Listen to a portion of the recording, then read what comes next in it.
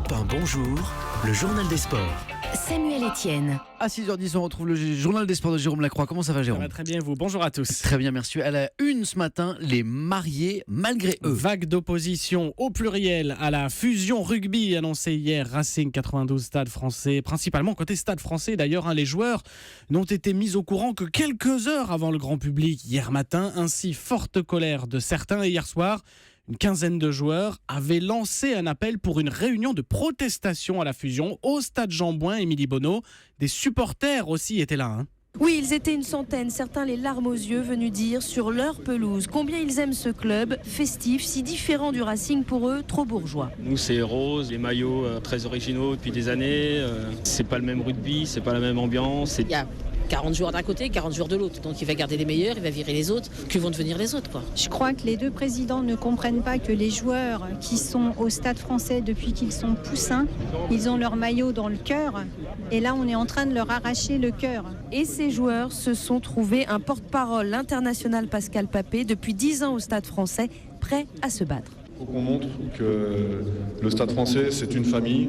C'est pas quelqu'un qu'on marie avec n'importe qui. C'est pas une décision qu'on prend tout seul ou à deux. C'est une décision qu'on prend en famille. Et aujourd'hui, la famille n'a pas été consultée. Il faut mourir les armes à la main. Je vais mourir les armes à la main. Simplement, aujourd'hui, merci d'être là avec nous.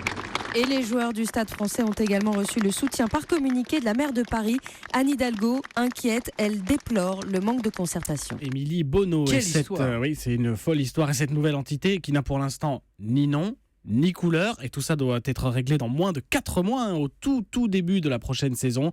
Des joueurs ainsi que d'autres salariés des organigrammes respectifs voient leurs emplois menacés. Le mot sport du jour, Jérôme. C'est Kiki, le surnom de la tenniswoman française Kristina Mladenovic, surnommée Kiki. Alors elle est l'auteure de l'exploit de la nuit. Elle a éliminé la redoutable roumaine Simona Halep, quatrième mondiale, absolument, pour filer en 8e de finale du tournoi d'Indian Wells aux États-Unis. Un très très bon niveau, 6-3, 6-3. Élimination par ailleurs du double masculin Mahu Herbert par la paire serbe Djokovic-Troicki. Un grand bravo en effet à Mladenovic. L'histoire du jour maintenant. Une vérité sur Zlatan Ibrahimovic, celle de Anders Svensson, ancien partenaire en sélection suédoise.